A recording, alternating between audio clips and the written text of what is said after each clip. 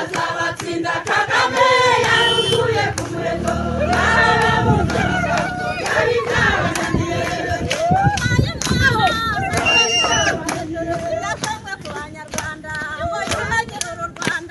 azabatsinda Kagame yarukuye ku muheto n'ababunze amagambo byari byabananiye gutubakira amashuri byari byabananiye